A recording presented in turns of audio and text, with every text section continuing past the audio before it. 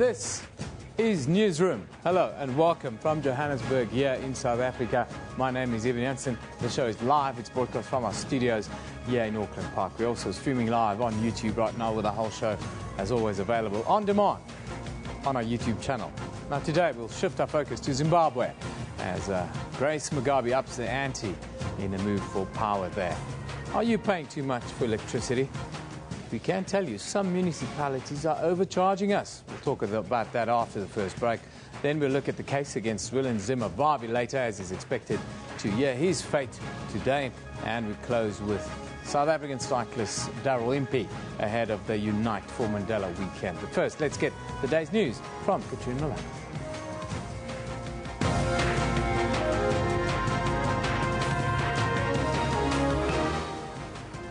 Well, hello and welcome to Newsroom. I'm Katrina Milan, and let's take a look at the morning's top stories.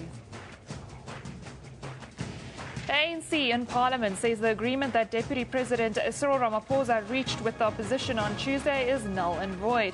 The ruling party said this during a DA motion calling for the President to be censured for failing to appear to answer questions in the House.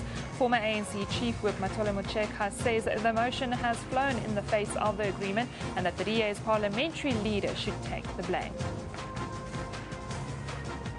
The House must show some sign, some firm indication that it does not condone or approve of what President Zuma is doing.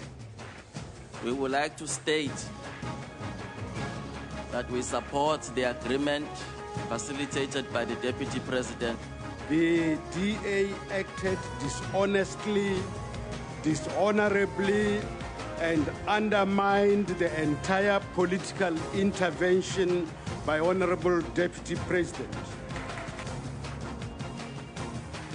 COSATU is expected to announce the outcome of its Central Executive Committee meeting today. Among the much anticipated resolutions will be the fate of its General Secretary, Willem Zimbabwe. The SABC has reliably learned that charges against Barbie concerning his affair with a junior colleague and allegations of financial impropriety have been reinstated. COSATU met yesterday and will announce the outcomes of its CEC meeting this morning. The National Prosecuting Authority has blamed the police for the withdrawal of charges against the man arrested for the murder of 4-year-old Tagrin Morris. The NPA says that police did not follow standard procedure in an identity parade where Tamsaka Kwala was pointed out as the suspect. The charges were dropped due to a lack of evidence. And emotional scars opened again. It feels like the child has been murdered all over again, and that's how the family is feeling at this stage. Nigerian televangelist TB Joshua is today expected to appear before an inquest into the fatal collapse of a building in Lagos a little over 2 months ago. 116 people, among them 85 South Africans, were killed when a guest house belonging to the Synagogue Church of All Nations collapsed. At the weekend, 74 remains of the people who died were repatriated to South Africa. And finally, soccer news. Bafana have ended their 2015 Africa Cup of Nations qualifying campaign with an unbeaten record after playing to a 2-2 draw against Nigeria.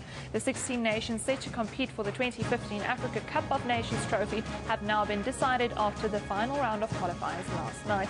South Africa topped Group A with 12 points. Shakes Mashaba's outfit had already qualified, but had the satisfaction of denying Nigeria a place in the prestigious tournament. Remember, all those top stories and more are available on our Newsroom Facebook page. You can also follow us on Twitter at SABC Newsroom. Yeben, over to you. Thanks, Katrina. Now, the succession battle, who will take over from Zimbabwe's President Robert Mugabe, is really hotting up. Calls for Zimbabwe's Vice President Joyce Mujuru to resign, gaining momentum following direct attacks from the First Lady Grace Mugabe. Zimbabwe's ruling party also suspended 2 senior officials and expelled another as tensions intensify ahead of a key Congress there next month. Allegations linking Mujuru to a plot to assassinate the long-ruling president were made in a public meeting by Grace Mugabe. Now, for a quick update on what's happening right now, let's cross to our Zimbabwe correspondent in Harare, Shingai Nyoka. Very good morning to you, Shingai.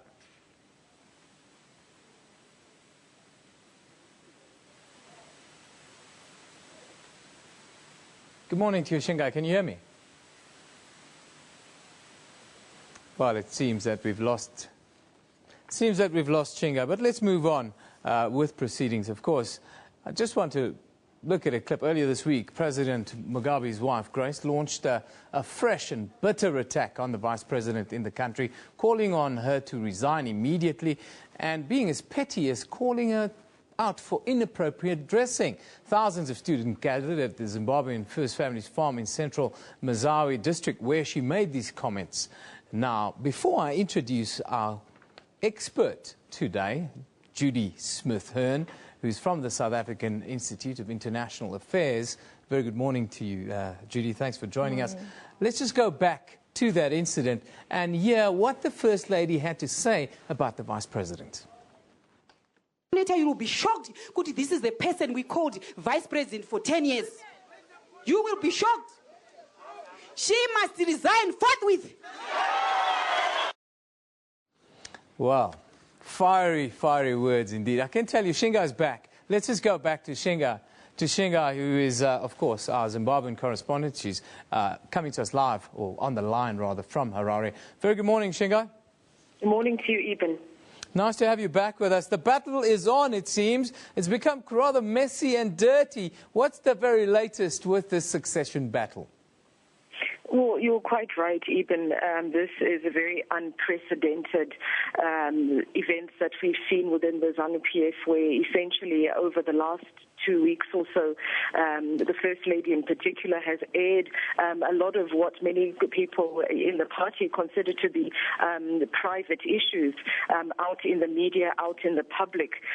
What we understand now is that despite the calls, her calls that the Vice President Joyce Mujuru should resign immediately and not bother to contest the Vice President's seat in the upcoming Congress in the next 2 weeks, we understand from the state newspapers, it's not confirmed yet, that Joyce Mujuru has in fact submitted her nomination papers to contest the Vice Presidency seat.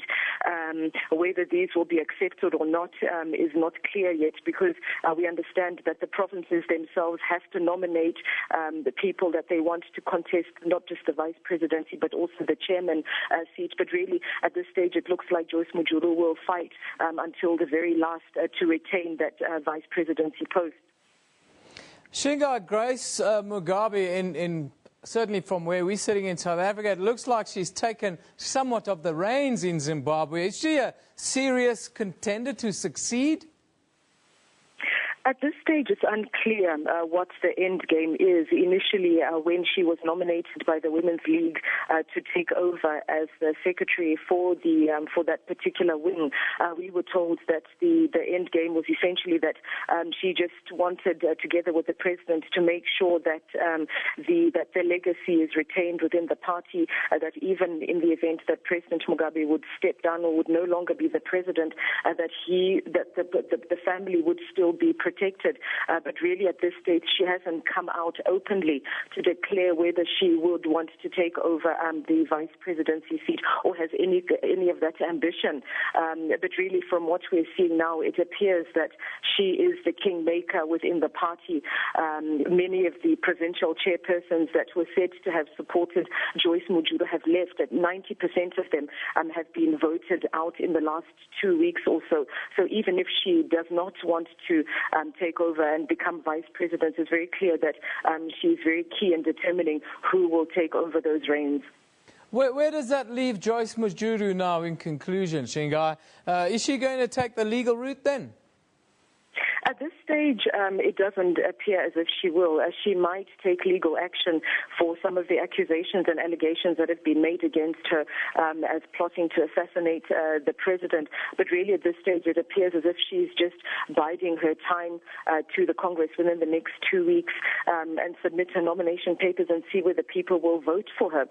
She still does retain a lot of popular support from your ordinary ZANU-PF members. But really at this stage, I think people might be too afraid, given the vote of no confidence given by the First Lady. People might be afraid to voice their support or give their support to her. Thank you very much, Shingai, for that update. That's our Zimbabwean correspondent, Shingai Nyoka, giving us the very latest as to what's the goings-on with the succession debate that's really hotting up in that country. Of course, I introduced a little bit earlier here in studio with me Judy Smith-Hearn, who is a political analyst with us this morning. Grace Mugabe, you've heard what Shingai said now. It's not pretty, is it? Should she be seen as a potential president for Zimbabwe, or are we seeing someone who's more in the role as a kingmaker, as Shingai pointed out? I think Shingai hit the nail on the head when she said it was all about securing a future for the Mugabe family. Clearly, we do know that Mugabe is not going to defy nature and live forever. Being a 91-year-old man, there is an end. At some point, there is an end in sight. So I do think it is essentially also about securing survival. And I mean, if we look at in a space where oftentimes we have ICC indictments and calls for former leaders to be held accountable for things for what was committed in the past, you would think that also access to power makes it easier for people to protect their interests.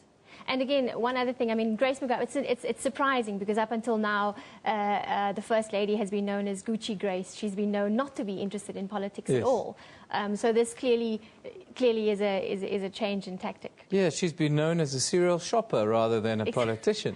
Yeah. But I wanted to ask you about her in particular, the sort of forward view. She looks a bit of a loose cannon. She talks a bit like a loose cannon in a way. Could she be a real liability for the ZANU-PF party in the next election going forward? And where does a power base suddenly come from? Yeah, well, I think the liability will only come if there's also at the same time a strong opposition. So if the MDC is able to take this as an opportunity to strengthen their own position, then potentially. But what ZANU-PF has always showed, and we know this before every Congress, factionalism has always been an issue. There have been the Mnangagwa factions and the Mujuru factions vying for favor with the president. This is a new dynamic. But it's still not the factionalism itself is not necessarily a surprising thing. And so, but at the same time, the MDC opposition itself is faced with factionalism and hasn't actually been able to use this as an opportunity to position themselves better. Yeah, we've seen them almost at each other and falling apart a little bit in recent times. But are we really seeing the end of Robert Mugabe in Zimbabwe politics? Is this the end game that we're seeing starting to play out now? That's very difficult to say. I wish I had a glass ball to say that, but I think I would actually pass on that and say. I mean, I do think the fact that she is stepping up does show that there's a recognition of something needing to change. But there's no, we can't say at this point for sure at what point Mugabe would be stepping back. It's a very interesting time that we're seeing in Zimbabwean politics, especially within the ZANU-PF party itself. The possibility of a split within ZANU-PF could not be put out of the equation. Can you see something like this in the near future? Not necessarily, to be quite honest with you, because I find that if you look at the entire history of ZANU-PF, it's 50 years. It's always managed to maintain, if it was about, because it's about maintaining access to power. And in that case, it can always show unity. So if for ZANU-PF to remain the leading party, and if that requires it to be unified despite the factionalism, it's always managed to do that. So there's no reason to think that it won't do it. And if that means potentially some people taking a step back or being pushed out, it doesn't necessarily mean that there'll be a split. What about Joyce Mujuru in this case? It seems as if she's increasingly being pushed out onto the outskirts. Do you see a future in Zimbabwean politics where it's a Mujuru who maybe has to go on her own against Grace Mugabe in a sort of standoff position? At this point in time, it's a bit too early to say. I think if we think about, we had a Simba Makoni back in the day, and she might use that as an example to see. She might use that as a lesson learned for herself, I think, in terms of the potential to actually step away and be successful. If we look at the kind of rhetoric and the kind of body language that Grace Mugabe is showing at the moment, it almost feels as if there's something within the game that she knows that nobody else is knowing. Do you get that sense or not? I can't really say that. I can't say that for sure. But yeah, I mean, I wish I was a fly in the wall in behind some of those closed doors, certainly. Looking at, and we're looking at these pictures of her now, we know that Grace, yes, her hat is in the ring, but when we look at the succession battle within the ZANU-PF party itself, who do you see as the other real contenders within this? Well, Emmerson Mnangagwa has always been a big player. Whether he himself wants to step up is another issue. But there is the faction, the two core factions have always been the Mujuru faction and the Mnangagwa faction. And they have always vied for favor with the presidency. So and they're still going to. I mean, I think this is going to be a very interesting Congress, that's for sure. Somebody's going to go on holiday with a big smile and somebody's not going to be very happy at the end of the year. Thank you, Judy. Thanks for joining us. That's political analyst Judy Smith-Hearn joining us this morning, talking about what's going on in Zimbabwe. Very few people are really in the know as to what's happening. We all know that there's a succession battle going on, and it's hotting up ahead of a big Congress there next month. But let's have a look at what you're talking about this morning. Of course, at SABC Newsroom on Twitter is where we like you to send us your comments. You can even send us pictures if you like. African says, glad that Nigeria is out of AFCON 2015. Need to get priorities in order. Bring back our girls, says the African. Yes, this is after South Africa knocked Nigeria out last night. I never thought I'd hear that in my lifetime. South Africa knocking Nigeria out. At least Nigeria can give Bafana great warm-up matches in preparation for AFCON 2015. We want more games with them. Really, Sir Putti? And then congratulations to the team. We broke records and showed class away from home in all encounters. We are ready for AFCON 2015. Let's just not say we're going to win it. Just let the guys go and play. Ephraim says, Nigeria is out of AFCON. We took them out. Bafana right in Nigeria. Ephraim, that is spot on, isn't it? Great Bafana teams of yesteryear have tried and failed. Bafana AFCON 2015, well done, our boys. That's your best qualification round in recent years, I would say, of all time, simply because nobody gave us a chance then. But life goes on. We're the best in my books, pride restored. That's my problem with our fans. Suddenly we are now the best. We haven't won a trophy, Oscar, but we are the best, okay? Let's now take a look at the front pages from around the globe. In the United States, the Financial Times is reporting that the US has been left reeling from freezing temperatures. This is snowstorms in different parts of the country. They have caused absolute havoc. In the Middle East, Israel in particular, the Jerusalem Post is looking at the death of 4 worshippers and a police officer after the attack on a synagogue church yesterday. Then the International New York Times is looking at that story as well, with a picture of Jews mourning those deaths on the front page. And the paper is also reporting that 2 Palestinian assailants were killed in the violence at that particular synagogue. Before we go to an ad break, let's just have a look at what's happening across the country today. Yeah, in Johannesburg, here you have it, the National Union of Mine Workers continues with its 6th annual National Women's Conference. Then Communications Minister Faith Mutambi will launch the state-owned Entities Communicators Association this afternoon in Midrand, and looking at events taking place outside of our borders. President Jacob Zuma will attend the Botswana, South Africa Bi-National Commission in Gaborone. Well, that's what you can look forward to, or what's on the diary on a sort of political field today. You're watching Newsroom. We'll be back after a short little break.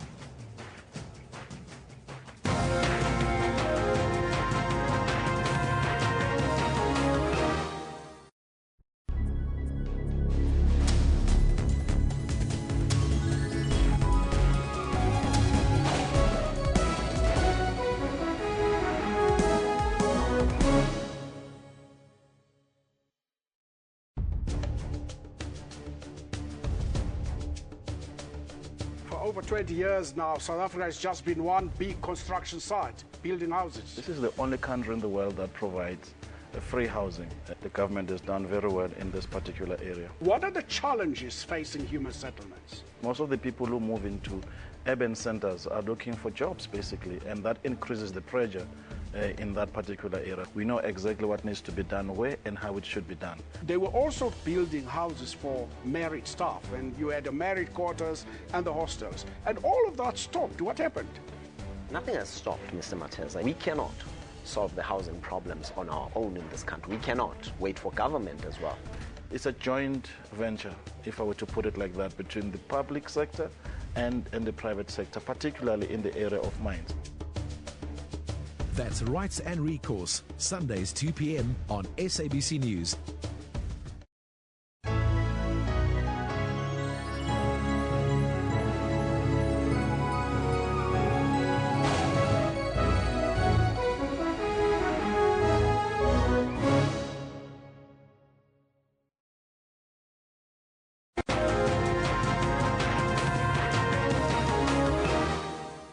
Welcome back. You're at Newsroom here on SABC News. The National Electricity Regulator of South Africa, NERSA, has urged consumers to report municipalities or electricity vendors if they overcharge them on their electricity tariff. Now, recently, 3 municipalities, Mogale City in Gauteng, the Buffalo Metro in East London, and the Inquba Yetamba local in Cradock, were found to be overcharging residents for electricity in their homes. NERSA says they could force municipalities to repay consumers or take them to court if found guilty of overcharging. Now, over the last 2 days, NERSA has been meeting with Mogale City Municipality to resolve the problem and to get a way forward. Now, from NERSA, we are joined in Pretoria's studio by the regulator responsible for electricity regulation, Mr. Tembani Bukula. Mr. Bukula, thank you for joining us today. Thank you and good morning.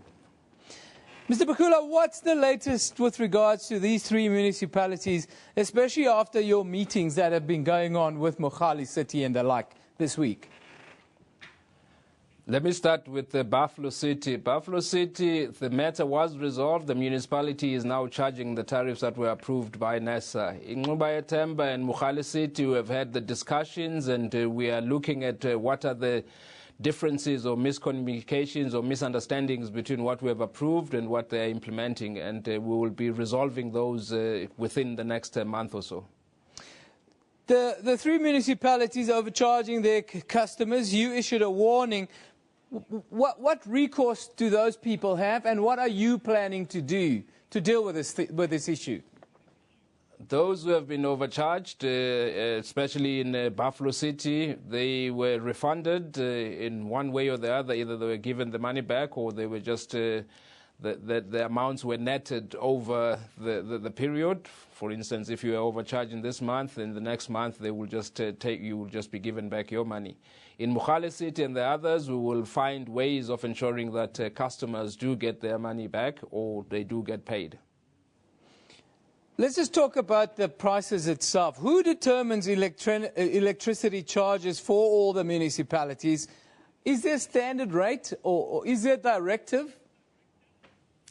NERSA provides a guideline for municipalities, but what we must accept is that the different municipalities are different and their customer bases are different. If you take, for instance, a city of Ekurhuleni, which has many industrial customers and fewer residential customers, you will find that they are able to have tariffs for their residential customers being subsidized by the industrial customers, and yet they would not be high. But if you take a smaller one, like Escort, for instance, you do not have the same power in as far as your industrial customers are concerned. So you then would have your tariffs for your domestic customers being a bit on the high side. So there's no standard or one-size-fits-all across the country. It depends on the customer mix and the rate at which they are buying electricity from Eskom. We're talking about the consumer here and people. We see pictures of people doing business in the dark here in South Africa and the like. When are we going to get it right with electricity? It seems as if we are always fluttering around in the dark when dealing with our electricity issues in South Africa. I'm sure we will get it right in the near future. I mean, the two power stations, Medupi and Kusile. Medupi, the first unit is planned to come in on the 24th of December. It will help. And the other projects on renewable energies are coming on stream every month, and they will also help in improving the reliability of our supply. But within the next year or two, we should be in a position where our supply is reliable and our generators, the ones that are old, are reliable and are providing electricity. Now, Mr. Bukula, today we're dealing specifically with municipalities overcharging consumers.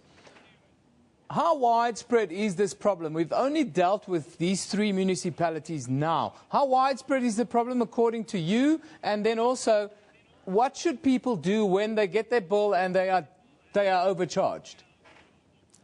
I wouldn't want to say that it is widespread, but we have had an increase in our customer complaints in the last 2 years. We receive double the number of complaints we used to receive a few years ago. So it appears as though there are cases where customers are overcharged. But what we recommend is that those who are overcharged first notify the municipality of the overcharging, and also, if it's not resolved by the municipality, then report that to NESA, and then NESA will deal with that customer complaint. Can you just explain to us, Mr. Bukula, you know, as the regulator, how do you go about determining what rates are going to be imposed in what sort of areas? We have guidelines that we first provide for municipalities, but let's start by saying that most municipalities buy their electricity from Eskom. So that's the first part that you have to deal with, that there's the bulk purchasing of electricity from Eskom. Then we have to look at the municipalities' operating and manpower costs. We have to look at the other municipalities' shared costs and services. And then we determine the tariff based on those inputs. And we also look, as I said, on your customer base and the customer mix. And we do the appropriate calculations to determine what tariffs should be there. But the principle is that you must ensure that a licensee recovers the full costs of its license activities, including a reasonable return, but you must also ensure that the licensee is efficient. Let's talk about what the next week then looks like in your discussions with these municipalities that have are known to have overcharged consumers. And how do we then go ahead and make sure that people don't suffer more in these areas? I think, as I indicated, we have had discussions with the municipality to say that they must, in the meantime, apply the tariffs in the way that are understood by NESA, and those that have been overcharged, there will be a process that will be undertaken to ensure that they get refunded for what they were overcharged in. Well, that's a good news for the consumers. Thank you for joining us. That's Mr. Tembani Bukula, who is the regulator responsible for electricity regulation from NERSA. That's the National Energy Regulator of South Africa. Some municipalities have been overcharging you and me our electricity rates. Please check your bills, and if you have a problem, contact NERSA. Mr. Bukula will take your call. Let's take a look at what you say on social media, and of course, well, who is this? 3 Accountants says, when Parliament is a joke, unfortunately, investors don't laugh with Africa. Parliament investment. Well, we have issues in parliaments all over the world. I don't think it's going to interfere with our investments in our country. Denver Chetty says, tune into the new kindergarten reality show with unruly kids and a teacher who struggles to control them on the Parliamentary Channel Live. I like that, Denver. It's a bit of a free-for-all at the moment. I can tell you the deal is off, by the way. Can we move one as a country and not argue about Nkandla and start debates on economy, unemployment, infrastructure and inflation? Papi, you should send that to the opposition party leaders, because we are obsessed with Nkandla in Parliament. We are obsessed with Nkandla in the media. It is time for us to move on. Pinogina says, Parliament in South Africa has become a circus and a joke, embarrassment to our country. I think she means our country.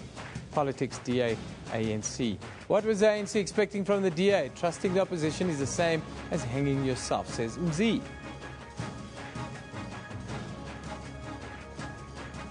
Interesting views we have on social media. Of course, those are the views of our viewers, not of SABC Newsroom, just in case you were not aware of that. let's take a look at what's on our Newsroom Facebook page. Today you'll see that the South African Revenue Service says its investigations have uncovered profit-shifting practices to the tune of 20 billion rand in the past 3 years. Really? Then you'll also see that a panel chaired by Chief Justice Mogoeng will start interviewing independent electoral commissioners today. Also, that Kasatu is expected to announce the outcomes of his Central Executive Committee meeting this morning. That should be very interesting. You can catch all of those stories and a whole lot more on our Newsroom Facebook page. You can also visit sabc.co.za/news for all the very latest news updates. Now, on a sad note, the world has been shocked to hear that Miss Honduras has been killed. It has emerged that the 19-year-old beauty was fatally shot as she tried to escape her sister's jealous boyfriend. The siblings have been found dead beside a river. Maria Jose Alvarado, who had been due to fly to London to compete in the Miss World Beauty pageant, disappeared with her sister 6 days ago. This after they went to a party together. Sad story that is. The first princess, well, she will not be charged or investigated in this case. She will be going to the Miss World pageant. You're watching Newsroom. We'll be back after a short break.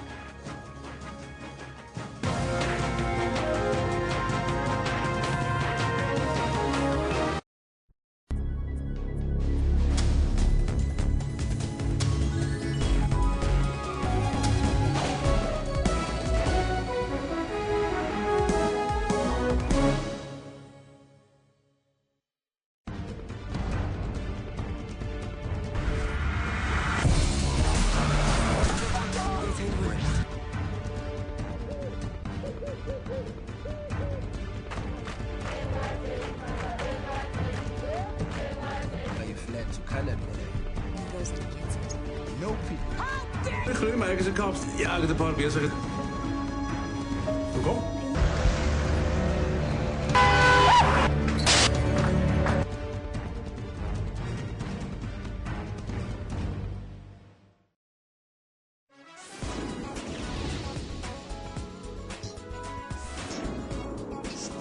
You can't have a gut feeling about other people's gut feeling. Ngaba has continued the tradition of passing stories onto the next generation using a platform that offers stories to a far more greater audience. Zombie no go unless you tell them to go. This is what the audiences all over the world knew Fela Kuti for. Join Musa Mkhalipi on Afro Showbiz every Saturday at 19:30 CAT.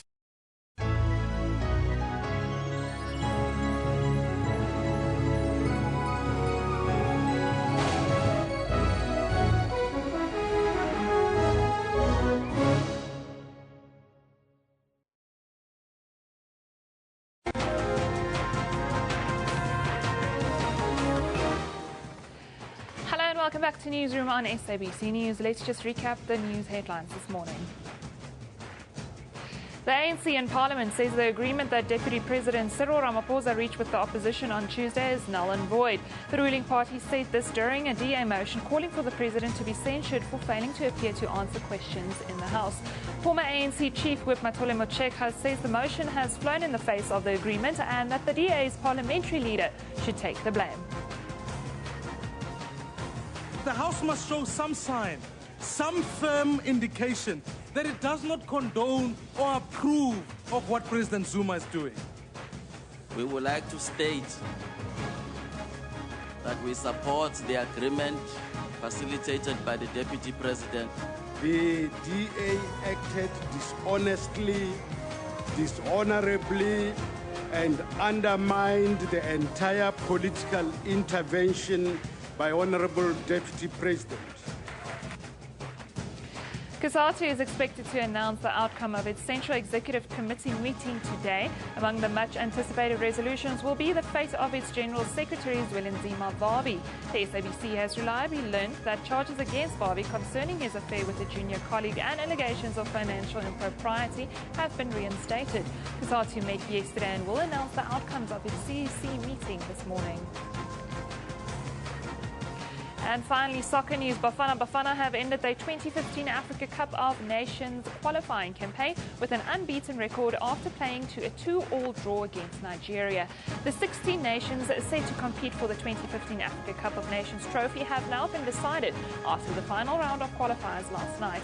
South Africa topped Group A with 12 points. Shakes Mashaba's outfit had already qualified but had the satisfaction of denying Nigeria a place in the prestigious tournament. Remember, all those top stories and more are available on our Newsroom Facebook page. You can also follow us on Twitter at SABC Newsroom. Evan, over to you.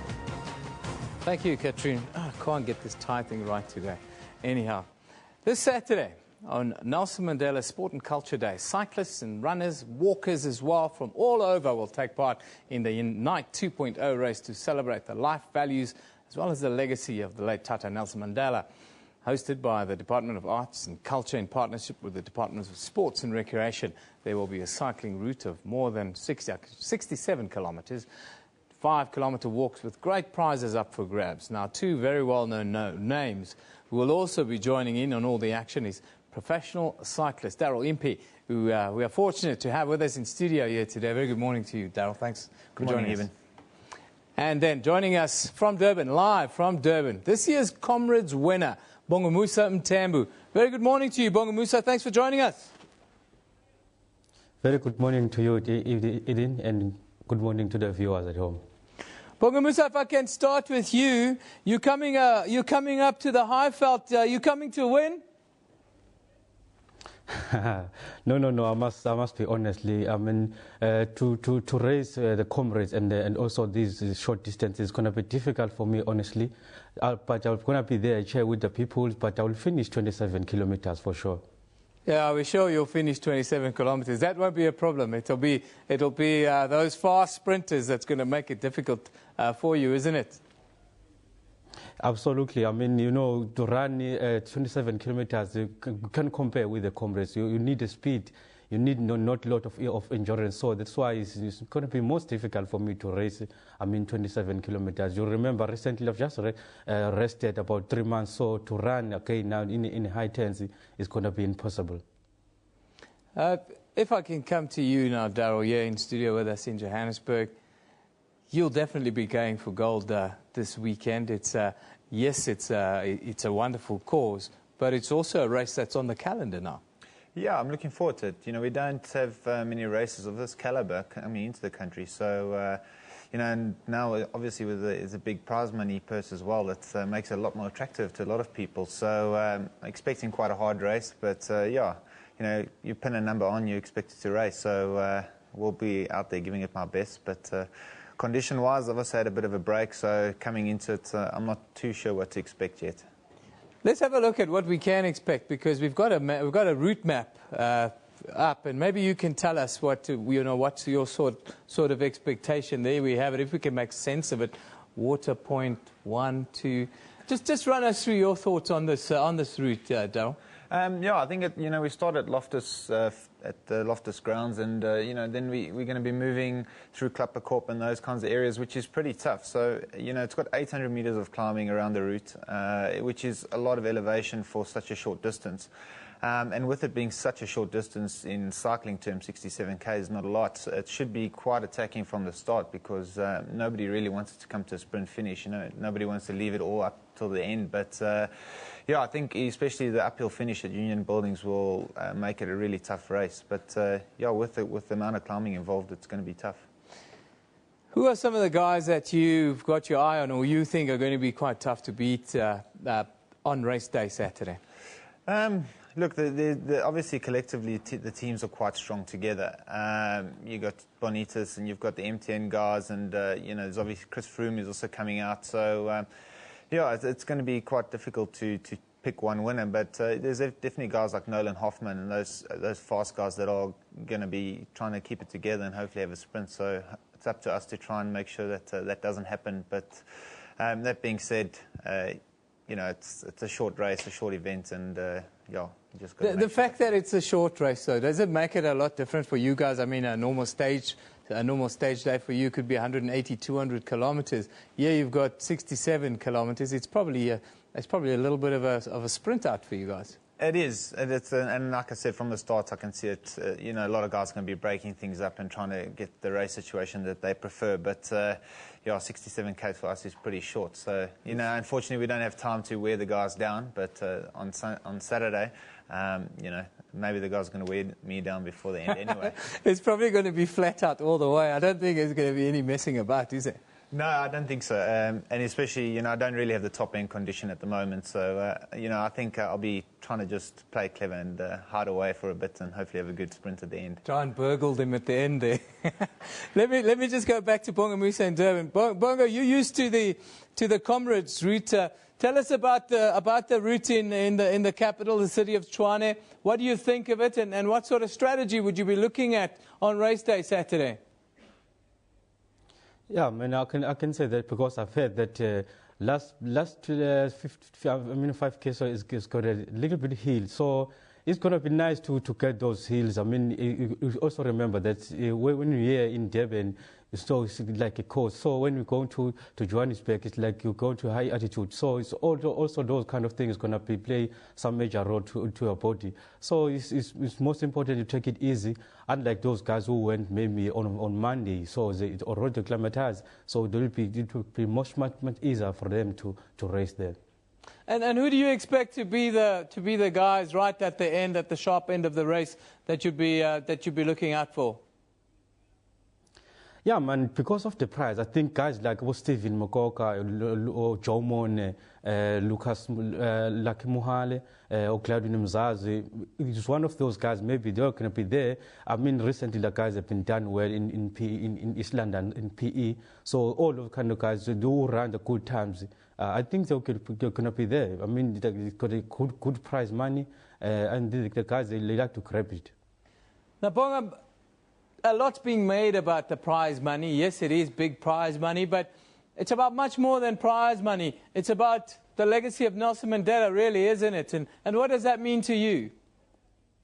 I mean, absolutely. I mean, it's an honor and it's a privilege for me. You remember recently I was even involved in Mandela Marathon here in Pietermaritzburg. So, I mean, to be involved again in Unite in the name of Nelson Mandela, I mean, it's a privilege and honor for me, especially in our youth in these our days. I mean, I was very humbled to get a call from them again to invite me. I mean, it's a privilege to me.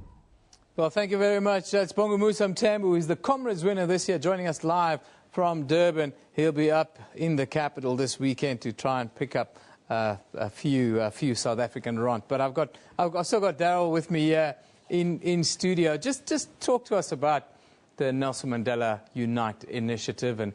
And yes, it's nice to compete for the big prize money, but this is so much more than. You're exactly right. There's, you know, it's a nice opportunity now for South Africans to get together and have be cohesive on the day, you know, and especially that we're involving now that you know, the whole health and lifestyle of people and it has to change. And I think this is a great way for people to get out there, be active, and to conquer something that they, you know, together and come across the finish line. Have a drink together, and you know, afterwards there's still a big celebration with the party. So it's a great way for South Africans to unite and get together, and I think that's the whole theory behind this whole event. Is it's not about the money, it's about getting together and getting out there and being active. Now, yeah, you mentioned a little bit earlier. You said you're not going to be in your absolute peak conditioning. You do look very skinny to me, like you've been training hard. It's been a tough year for you, though. Just tell us, you know, how you've come to terms with all the things that's been going on with you this year, and you mean, in a way, you must be quite sort of looking forward to the end of this year. Yeah, you know, the season's ended for me in October, so you know, I had a bit of a glitch in the middle of the year, which everyone knows about. Yeah. You know, to overcome that whole scandal, and you know, having been pulled through the mud, and then having been vindicated and you know, having been cleared, it was tough, you know, because you know, I'd known all along I hadn't done something like this, so it was really tough on me and the family and everybody. So to have the season now put behind us, it's great. But yeah, still to go through that whole process was tough. But yeah, I want to ask you about that, because it's not just about you at the end of the day. The people who have to deal with that cloud, and in a way, our society, we like to judge and abuse and that sort of thing. It must have been difficult for those closest to you. Yeah, I think, people, a lot of my family and close friends, them reading all these headlines about me, it's tough because people know who I am. And, I know who I am and what I've done. And it clearly wasn't that. So, obviously going back and,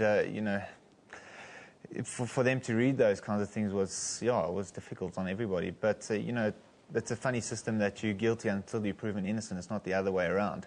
And finally, once I'd been proven not guilty, then, it's hard to clear a name, and people have already made opinions of you. And difficult, you get stigmatized, they put a stigma on you, you're a doper, you're a this, you're a that, and it's, even if you're found innocent, at the end of it all, it's still almost impossible to clear the cloud off you, because, it kind of stays with you a little bit. How are you going to go into next year? What sort of attitude are you taking with you? Yeah, well, I think I already showed straight off the bat after I got cleared. I raced in Alberta and I won straight away. That that I could show straight away that I could win and to prove everyone wrong again. So yeah, I think going into next year, it's just about winning races and competing at the top level as I have been in the past, and just kind of restoring the faith in the people. But I think generally I've had a big support structure here in South Africa, and the people have been quite good about it. So I'm looking forward to next year and racing the Tour de France again. I can tell you, we love you. We love you here in South Africa, Daryl. You're an absolute gentleman. Thank you for coming in today, and thank you for always flying the South African flag wherever you are all over the world. Thank you very much for joining us today. Thanks very much for having me, Eamon. That's Daryl Wimpy. He'll be this weekend doing the Unite 2.0 Mandela event in the capital. I'm going to be there, but I won't be competing for the big prize. I'll be hoping to finish the 67 kilometers. Anyhow, we move on. Thanks once again, Daryl. Now, COSATU is expected to announce the outcome of its Central Executive Committee meeting this morning. Among the much-anticipated resolutions will be the fate of its General Secretary, Zwelinzima Vavi. Yesterday's meeting was a continuation of the special CEC held earlier this month, where NUMSA was expelled. The agenda for the last meeting included an update on the disciplinary process against Vavi, an update on litigation against COSATU, President Stu Dlamini's report on the request for the Special National Congress, as well as the signing off of the draft Secretariat report. These items had been put on hold since April, when the ANC task team intervened to help COSATU with its internal problems. Now, the SABC has reliably been informed that charges against Vavi concerning his affair with a junior colleague, as well as allegations of financial impropriety, have now been reinstated. Meanwhile, NUMSA and 7 other unions have filed court papers to try to force COSATU to hold a special national congress. Also, the National Prosecuting Authority has blamed the police for the withdrawal of charges against a man arrested for the murder of the 4-year-old Tigran Morris. The NPA says police did not follow standard procedure in an identity parade where Tamsanga Twala was pointed out as the suspect in this case. The charges were dropped then due to a lack of evidence. We want to know, on what grounds has the case, all charges been dropped? The Reichapa community wants answers from police and the NPA. Last week, they heard that a botched police investigation led to the charges being dropped. Police claim that the prosecutor decided to withdraw the case after interviewing the mother. It was never about the investigation, the quality of the police. It was never about that. It was about the prosecutor talking to the mother. And we are talking to the supervisor of this prosecutor to say that we're not happy with that decision. Family members of the 4-year-old toddler are confused. They describe it as a double injustice. It feels like an emotional scar is opened again. It feels like their child has been murdered all over again, and that's how the family is feeling at this stage. Social Development appealed for better detective work. Justice must really prove that it is here for the people. So that is why the community is up in arms, they are angry, but also police needs to do their work. Gauteng Premier David Makura will visit Reiger Park next week. Yeah, we'll be dealing with it when he visits Reiger Park next week. We'll also be talking to the families involved. Now that's where we're at today. Thank you. Newsroom is broadcast live from our studios in Auckland Park, Johannesburg, every weekday morning between 9 and 10 a.m. The show repeats at 2 in the afternoon with a total rebroadcast then at 5 a.m. the following day. We also stream live on YouTube at that time with the whole show available on demand on our YouTube channel. This is SABC News. You've been watching Newsroom. We love it here in the morning.